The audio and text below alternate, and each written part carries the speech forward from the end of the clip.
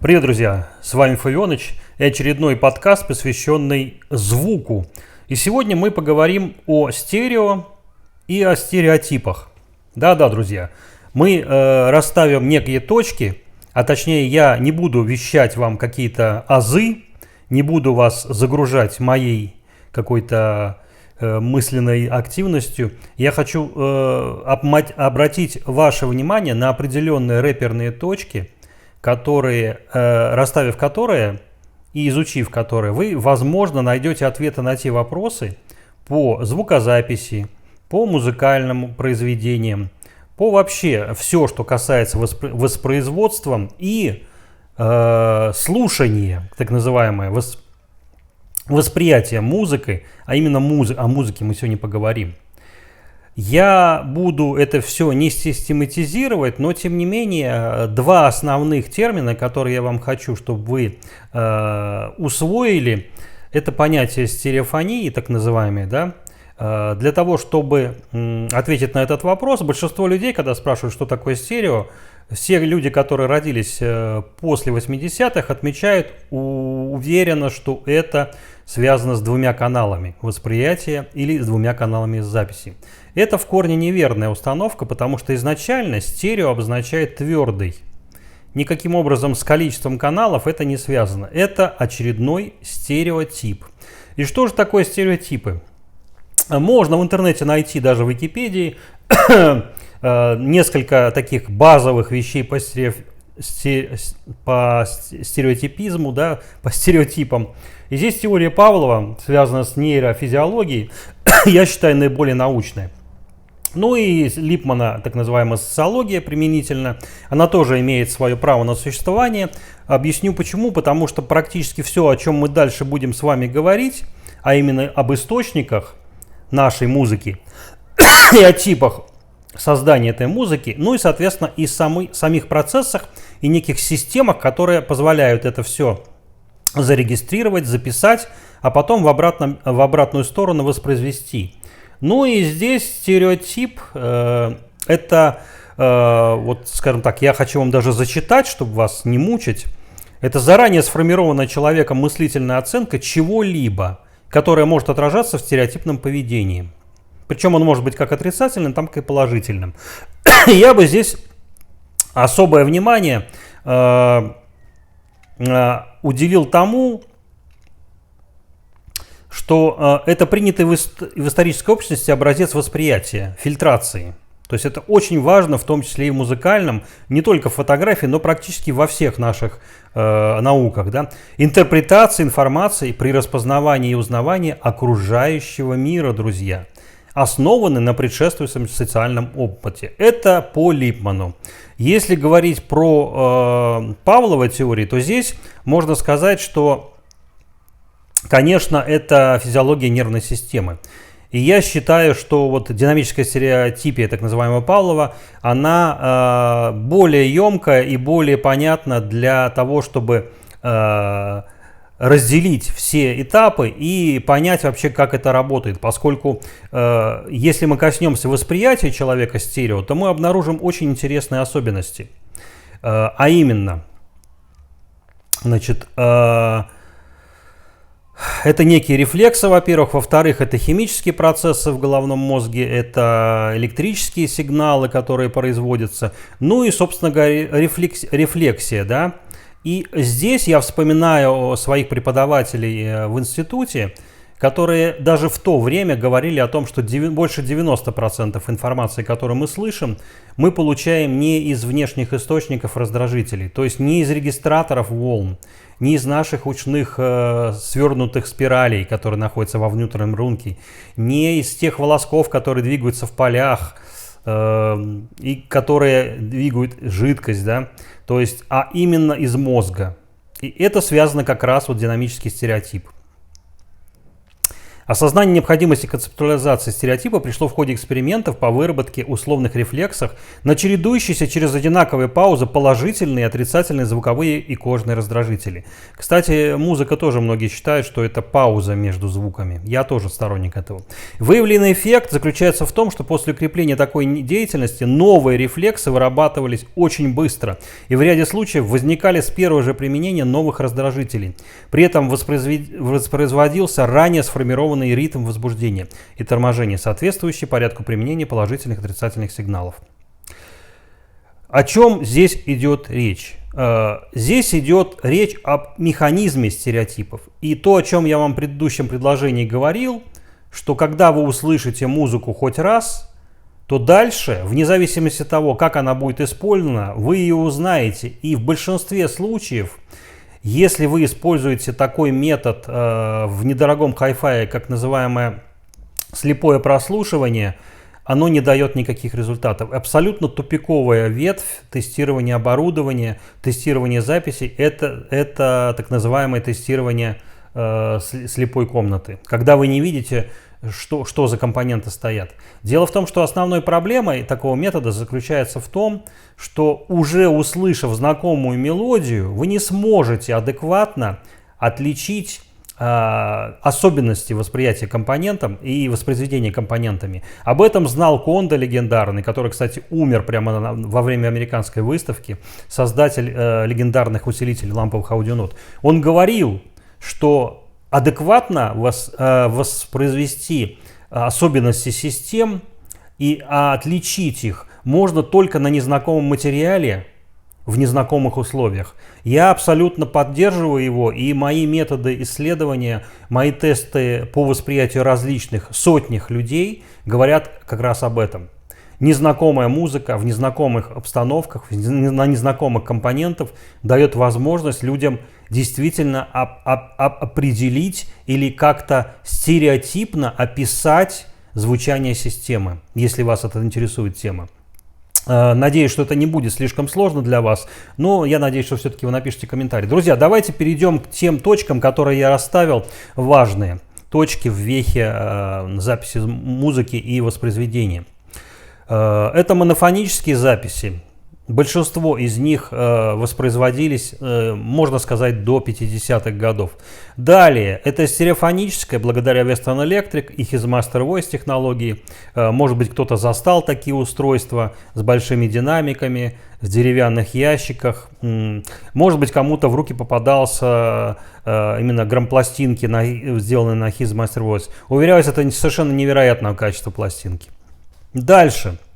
Я выделил бы таких, можно сказать, революционеров в многоканального звука, который в конечном итоге в 80-х привел к созданию Dolby и DTS форматов. Это квадрозаписи Beatles. Я бы на них обратил внимание. Мне посчастливилось слушать эти диски в квадроисполнении, но, честно говоря, эксперимент, очень сомнительный. Объясню дальше, почему. И последний, пятый этап, ну, конечно, он не последний, но сейчас этап, который мы с вами говорим, да, ну, я об этом отдельно скажу. Значит, если в квадро мы просто увеличим количество каналов и количество микрофонов записи, в стерео мы добавляем 2 из моно 1, да, то в Dolby DTS мы уже начинаем кодировать поля звуковые, именно поля, которые связаны как с отражающими поверхностями, так и, собственно говоря, звуки самих исходящих от инструментов, то в Атмосе, в следующем пятом, мы уже кодируем объекты поля. Я не буду сейчас в это погружаться, информация вся в интернете есть, но это кардинально меняет вообще способ кодирования. Нужно понимать, что вот эти 1, 2, 3, 4, 5 – это десятилетия. То есть вы понимаете, что каждая из этих отрезков – это новое поколение людей. И почему это важно, дальше я расскажу.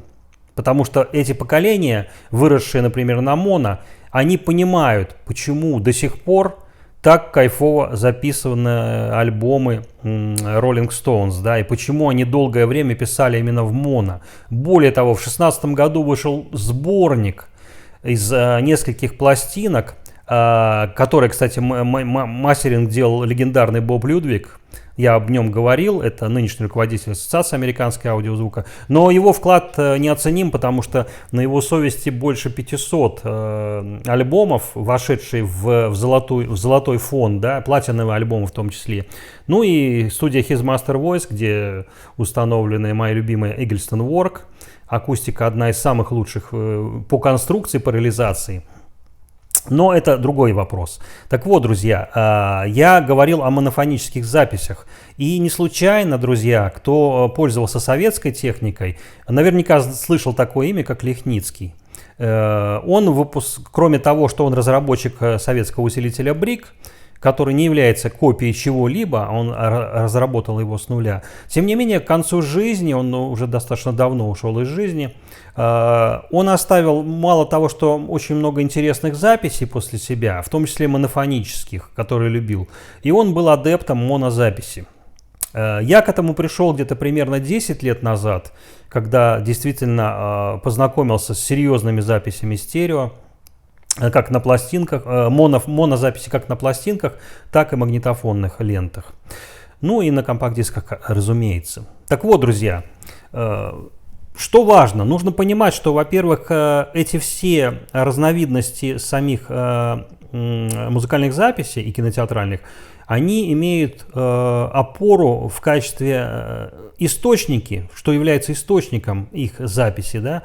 И вы знаете, например, что на заре один из самых известных саундтреков в современном кинематографе, уже не современном, да, по которому многие звукорежиссеры до сих пор, наверное, учатся, это многоканальная дорожка Терминатора, да, второго. Это очень сложная технология, и могу сказать, что чем больше вы делаете приемников звуковой волны, да, в данном случае микрофонов, тем сложнее вам в конечном итоге всю эту канитель собрать.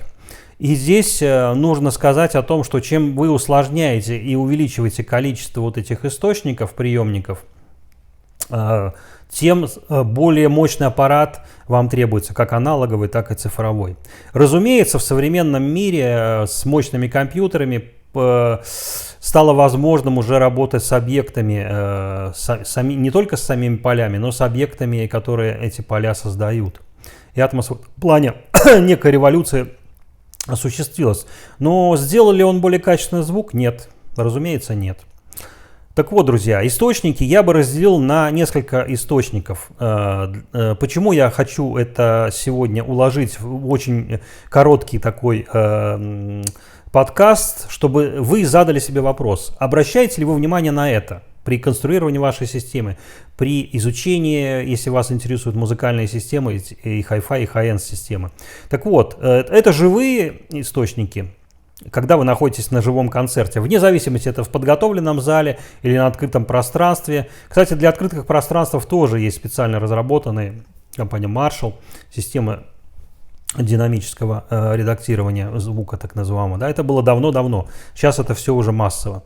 Так вот, второе, это когда один микрофон, два микрофона или много микрофонов, не имеет значения. Дальше, живая запись.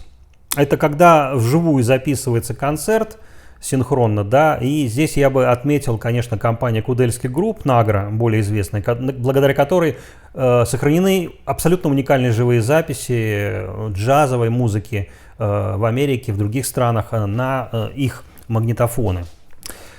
Дальше. Это микшированная запись, так называемая. И почему здесь идет усложнение? С одной стороны, мой учитель всегда говорил, что надо найти одну точку, поставить правильный микрофон и просто записать. И все будет в этой фонограмме передано. Вся эмоции, вся обстановка зала, все это будет даже в монозаписи. Я абсолютно в этом убедился. Но, друзья, пришли менеджеры, и они стали предлагать усложнения. Это 2 микрофона, это много микрофонов. И здесь я могу сказать, что по своему опыту, поскольку я достаточно много записей прослушал за свою жизнь в разных жанрах, начиная от каких-то до средневековых записей сохраненных, да, и восстановленных потом уже, до тембральной музыки Джачинто Шелси, самое сложное, наверное, то, что есть. Так вот, друзья, мне запомнилось несколько ужасающего качества концертов, которые я слышал за свою жизнь. И здесь я привел в пример группу, которая, даже когда она гремела в 80-х годах, она не представляла для меня интереса, поскольку даже тогда было понятно, что это некий синтетический набор шумов для меня, во всяком случае. Тем не менее, меня сейчас полетят тапки со всех сторон. Это группа Pink Floyd. Я все прекрасно помню, и записи, и на пластинках, и те группы, которые шли параллельно с ней, те же самые Rolling Stones, те же самые Yellow, которые экспериментировали тоже с электронной музыкой. Я бы выделил еще несколько групп, которые хотел уже вас опросить. Угадали вы, кстати, с предыдущего выпуска, что же это за группа была, которую я не мог все найти, и потом по прошествии все-таки нашел. Ну, в конце, может быть, скажу вам, что это за группа. Так вот, ужас был в том, что музыканты классического концерта с классическими инструментами, я не помню какой это год, но это, по-моему, то ли 15, то ли 14, то ли 13, что-то такое.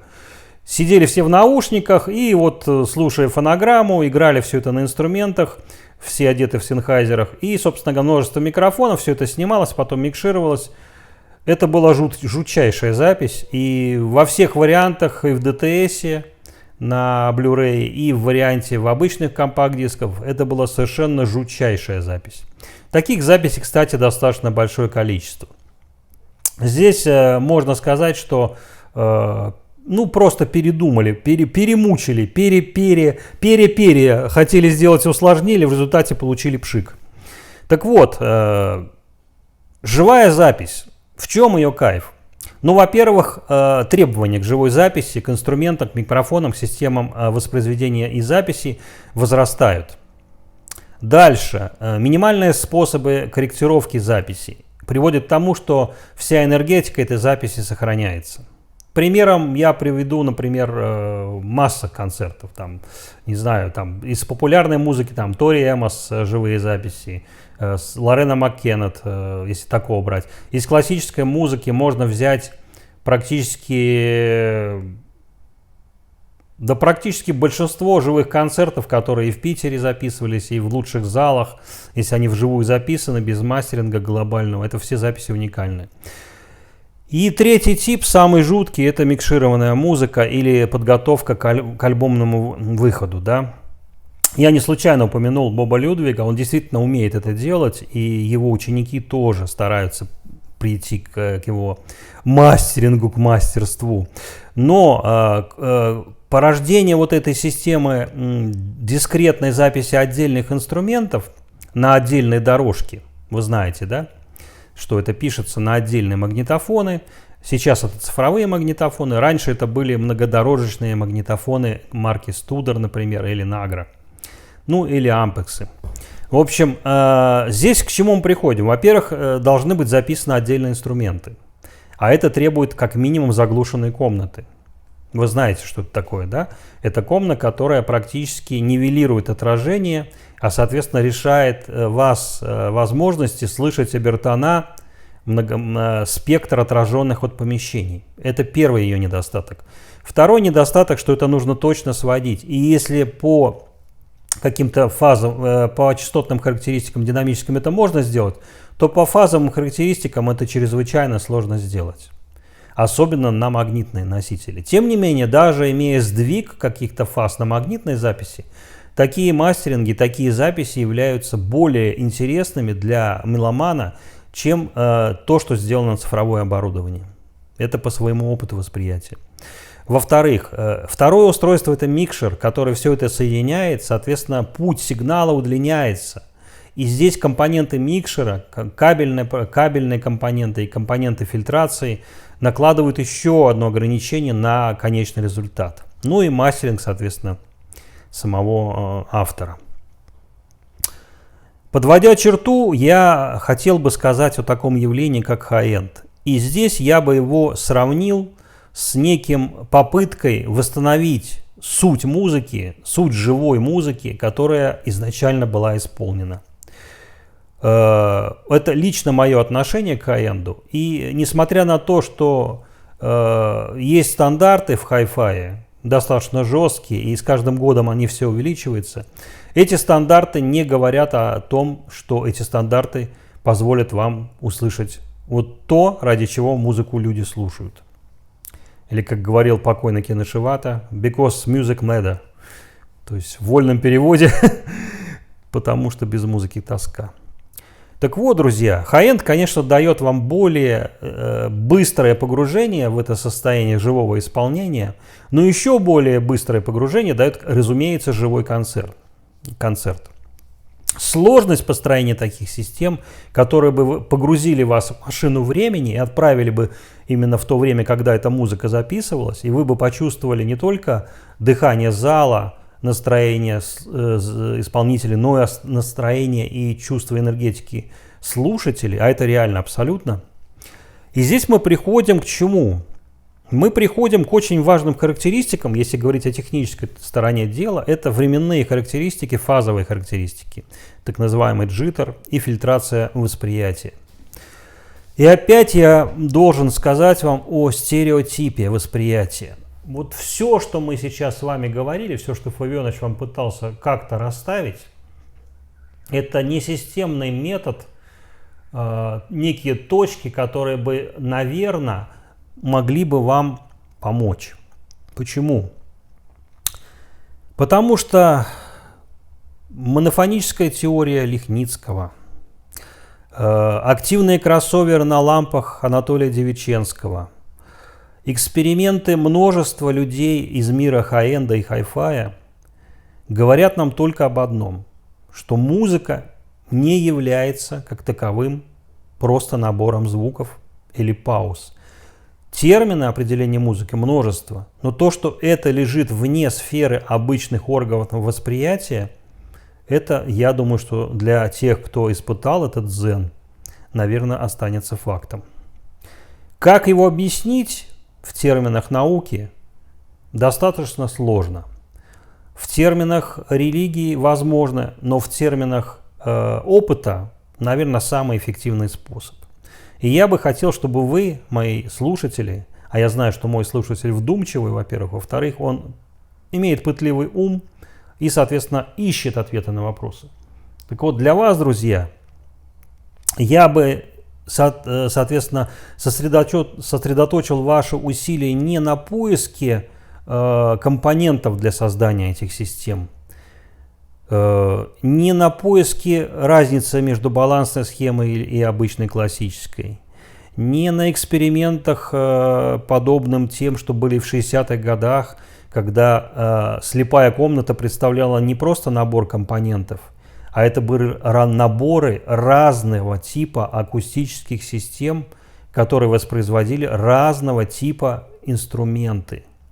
Рупорные, ионофоны, ленточные, мембранные и прочие, прочие. И все они воспроизводили определенного типа инструмент. Это было сложнейшее испытание для зрителей, которые находились по ту сторону закрытого полотна. И, честно говоря, большинство людей, кто вот присутствовал, по отзывам тех людей, кто был в этом тесте, говорили, что отличить практически от живых инструментов невозможно было. Это было очень много лет назад, и при этом качество восприятия слушателя со временем только ухудшилось. И мое мнение, что технологический прорыв, который произошел на границе 70-х, 80-х годов, когда один из первых созданных искусственных материалов алюминий, галлий, арсенид позволил создать первый компакт-диск-проигрыватель, который, кстати, был мультибитным. Так вот, даже эта революция цифрового звука, так называемого, она не принесла пользу. По прошествии множества лет могу сказать, что да, это определенный этап. Да, это был промежуточный этап. Но дальше мое мнение, не судите, что я какой-то ретроград. Ни в коем случае. Я, наоборот, сторонник современных высококачественных устройств. В том числе и то, что делает компания Data Conversion System. То, что делают другие титаны, да, которые работают с цифровыми системами, со стримингом высокого разрешения, с DFCF файлами, с файлами AIF и прочее, и прочее. Да. Но те, кто борется за минимальное схождение во времени, достигли уже пика секундной точности, которая измеряется уже там 12-18 точностями знака времени. Все это, грубо говоря, направлено на то, чтобы быстрее вам включиться в это полотно музыки или в состоянии потока. Разумеется, практики слушания музыки, живые концерты или общение с живой природой дадут вам гораздо больше, чем многочисленные десятки, сотни тысяч часов, проведенные хоть в студии, хоть в серьезном салоне. Но, друзья, разумеется, все равно опыт важен. И поэтому здесь единственным критерием, я бы сказал, на который вам нужно обращать внимание, это нравится и не нравится. Пусть этот стереотип вашего восприятия будет путеводной вашей звездой. Нравится, не нравится. Именно таким образом вы сможете найти какие-то особенности. Та музыка, которая вам на данный момент нравится. Разумеется, если человек слушает только одного типа музыку, он не развивается, это деградация. Однозначно это не приведет к аудионирване. Поэтому, друзья, обращайте внимание именно на ваше внутреннее восприятие. И если что-то с ним не так, пишите Фавионычу. На сегодня это все, друзья. Надеюсь на ваши комментарии. Спасибо, что дослушали до конца.